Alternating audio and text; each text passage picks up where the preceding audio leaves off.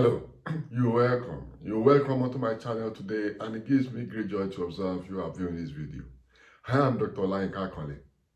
On this channel, I do a number of stuff, but all I do, you can cluster them into sociology, research, relationship, and migration. Meanwhile, I am a lecturer in the university. The video today is very important because I want to address the issue of culture and globalization, or cultural globalization. This topic is very important because I try to look at the relationship between culture and globalization. How does globalization affect culture, and how does culture affect globalization? So cultural globalization, or culture and globalization, is the topic of the video today. And this is very important because so many people go through the impact of globalization in their cultural situations, but it seems some of them are not able to put them within a technical pigeonhole for them to be able to understand what they are going through or what is happening to them, and to be able to better position in terms of how best to live their life. So the best thing for me to do is to talk about culture. Meanwhile, there are a number of videos on this channel on culture, why study people and culture, it was cultural integration, culture and development, culture for development. So view those videos for you to know more about culture before you talk about culture and globalization. Culture simply means the total ways of life of a group of people, talking about material and non-material culture. So how people live their life is what we refer to as culture, their dressing, their language, everything.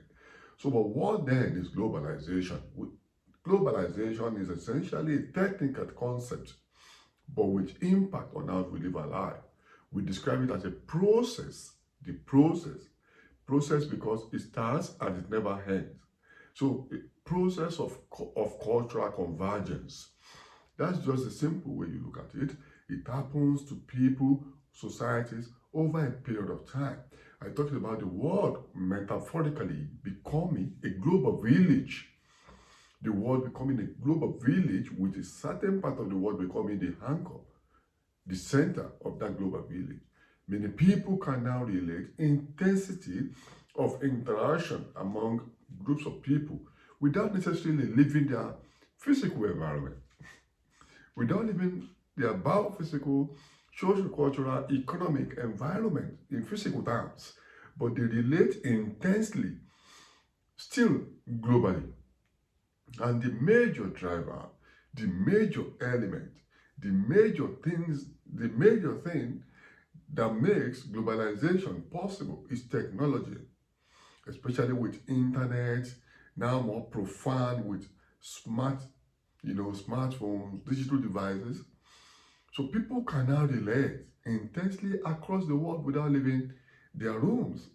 So that society, for example, how long do you stay on your phone? How long do you stay on WhatsApp? How long do you stay on Facebook? How long do you stay on TikTok? How long do you stay on Instagram? And so on. Yet, you're just within your physical environment. That simply means you are globalizing. You are a global citizen.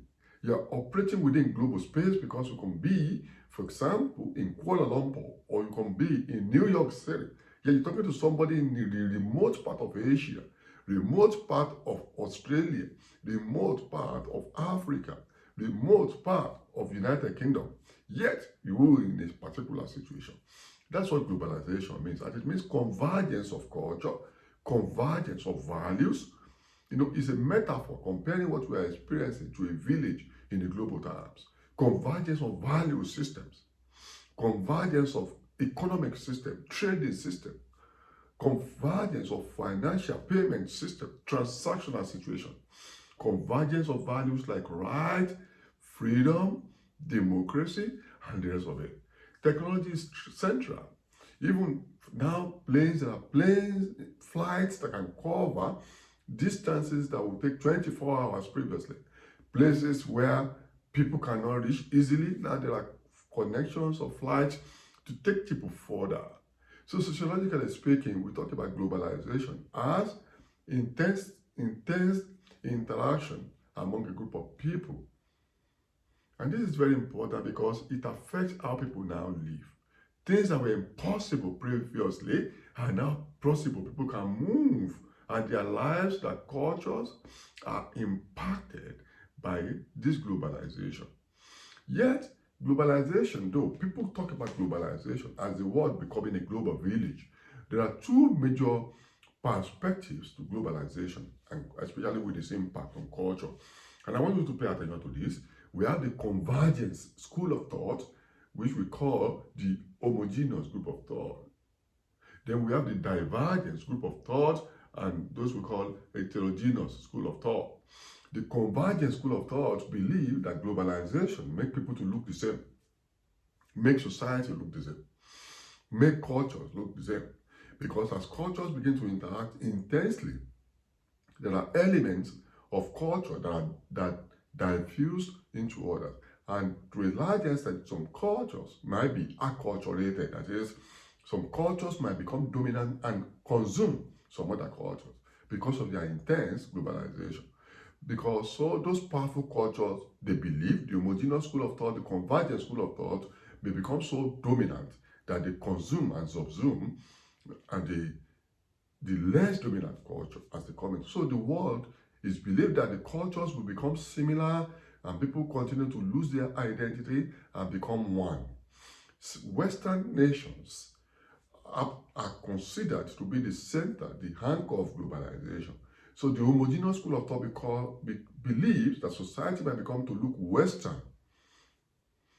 But there are divergences. There are school of thought who believe globalization essentially makes the world become more diverse because we believe there can now be what we call cultural nationalism. That as the homogeneous school of thought believes that countries will begin to look alike, cultures will begin to look alike, the heterogeneous school of thought, the divergent school of thought believe that people will come to consciousness that they are losing their culture and they begin to create what they call cultural enclaves. And this is already happening in some countries like United Kingdom, the United States, where you have people from particular part of the world creating cultural enclaves, even in these Western countries. You know, in the United Kingdom, in the US, Australia, and Canada, this is a major issue they are dealing with, the issue of integration. You have people come from Asia, come from Africa, come from Latin America, Caribbean, and all over. And they just move towards the same societies, the same part of these countries, and begin to look, behave, dress, and demonstrate their culture still in these places, as though they were in their original places where they migrated from. And this is why some people are saying globalization makes people become conscious of their original culture and they become nationalistic to defend those cultures because they continue to live within those cultural systems, no matter where they are. So these people believe that the globalization will eventually not make cultures to be homogeneous, but to be more divergent because they want to retain their original cultural identity. Being conscious of the fact that globalization want to consume their culture, then they defend their original culture and become more diverse. Interesting. So there are two major schools of thought, and this is very important. The convergent school of thought believe that we have what we call CNN effect. That is because of exposure to technology, exposure to mass media, exposure to social media now, then this what we call CNN effect. This exposure to social media information easily across the world can make people to be more conscious of globalization, which can then make them to be more converged or diverged. And this is very important. But the important thing we have to pay attention to is the fact that it doesn't matter whether you belong to the convergent school of thought or divergent school of thought, globalization is still very profound, especially among the youth. You see, many youths today in many countries, they don't even know much about their own original culture. And this is a very big problem. Or you may not say it's a big problem, depending on the way you look at it. Some believe they rather want to be global citizens rather than be local citizens defending culture. They don't believe in cultural nationalism. They believe they want to be global citizens. But a lot of people are also worried that it's going to create identity crisis if you forget your original culture, because your culture gives you your identity. So there is these issues that there is still very profound. It now depends on how you are looking at it, the position you have within the global cultural system, or your perspective of cultural globalization. If you believe the divergent school of thought is true for you, you can then. It depends on how you look at it. If you believe the homogeneous group of thought is good for you, it depends on how you look at it and the benefits you want to derive. I will talk about advantages and disadvantages of this. But the important thing I want to mention is the fact that there's also increasing anti-globalization rhetorics. Like we say, there's increasing anti-globalization rhetorics going on across the world because globalization is consciousness. More people are now becoming conscious of the controlled awareness that globalization can bring, controlled consequences it can bring, the issue of acculturation it can lead to. So depending on the context, so more countries, more people are beginning to be very interested in and they are becoming conscious of the impact of globalization. For them, the negative impact in terms of cultural consumption, cultural assimilation, in terms of acculturation. And you now have a lot of anti-globalization rhetorics. Anti-globalization drives trying to take back their culture, trying to also assert their culture, because they say globalization is cultural war going on. But some people don't realize. That's the way some anti-globalization activists put it, that globalization is cultural domination, imperialism, cultural colonialism, and they are trying to bring this anti-globalization rhetorics. Even some are pushing for policy change because some believe a way of popularizing, legitimizing, and encouraging globalization is also excessive migration across culture, aggressive immigration, and aggressive social media. That is why you see a lot of countries now controlling social media in their countries, shutting down some popular social media handles, or creating their own nationalistic parallel for those social media handles. You see many countries now, this is common in China, Russia, India, and many other countries that transmit into your country through satellite.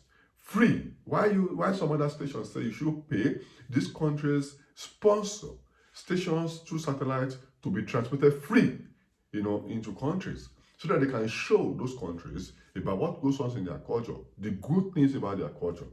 That means you have to be careful of showing bad, terrible things about your country all the time, because you are also telling people about your own society. And you may not want to show them all the negative things because there is a cultural war going on. It's a war of culture. Globalization is about war among cultures, looking for cultural dominance.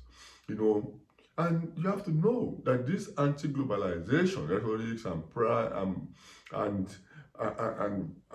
actions are very profound. When you look at the issue of xenophobia, why do you have xenophobic attacks? It's because people believe some people are going to take their spaces. Xenophobia is very bad, but it's very common now.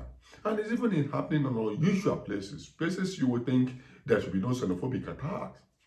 Even we are beginning to study that even the Russo-Ukrainian war, the war between Russia and Ukraine, has some element of cultural war there, because Russia is complaining that Ukraine just is in its border, part of Soviet Union, historically is moving more towards the United States, the NATO, the EU, and Russia is not comfortable with that. Russia believes that Ukraine embodies a lot of culture and is originally a part of Russia. So moving towards the West, Russia is feeling threatened that its cultural identity is being taken away, and Western influence is getting closer to its border, and is afraid of cultural and economic and military consumption or destruction.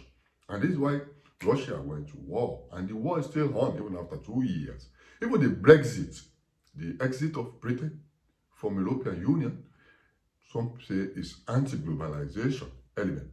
And what about anti-immigration rhetorics? People saying immigration is enough, they don't want immigrants in their countries anymore for many reasons, but cultural pollution, cultural contamination, like they put it, tampering with the original culture.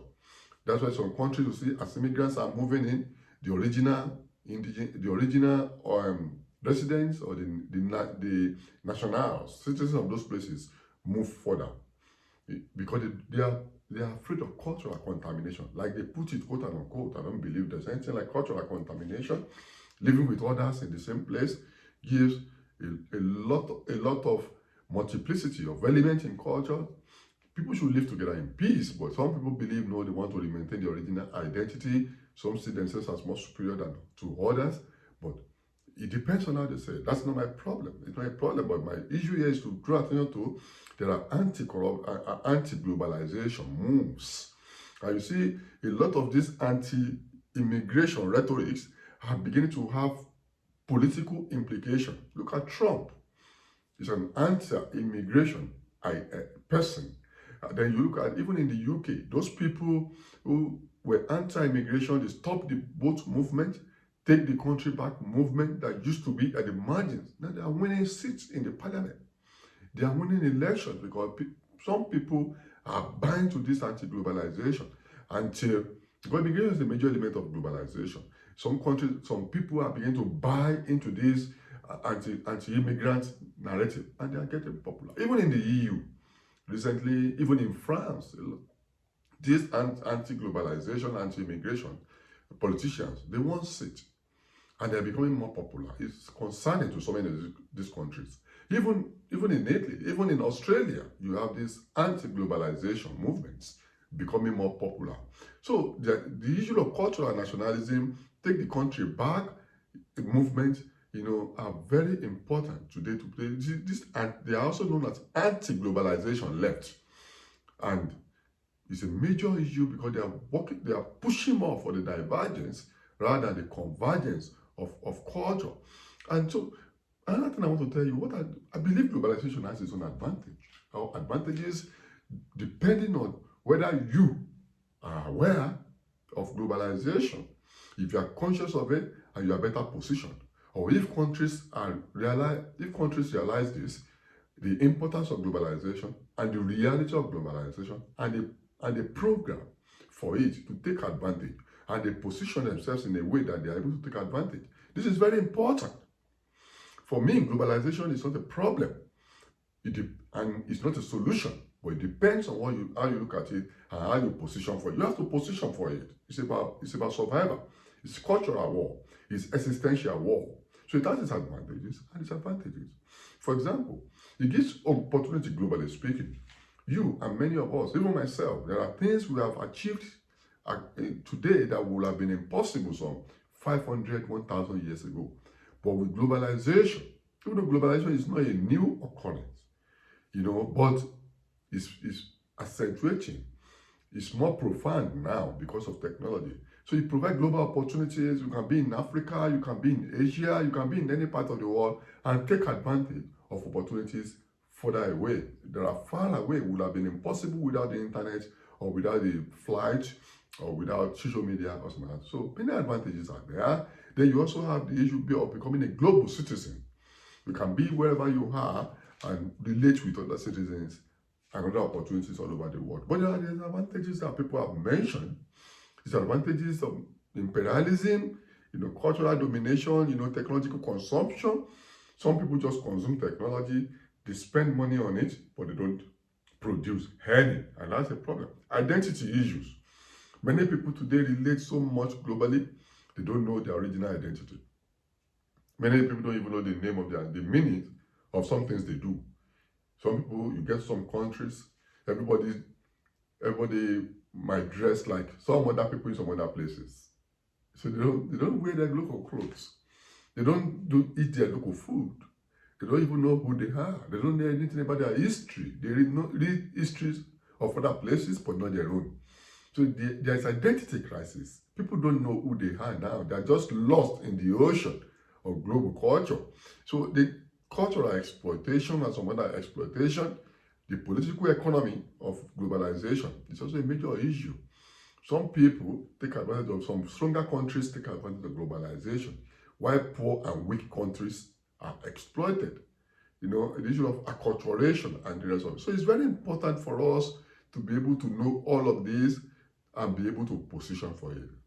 So the essence of this video is to empower people to know that there's globalization, what it means, and the implication for them as nations and as individuals. Even you that you've seen this video, how is globalization affecting you?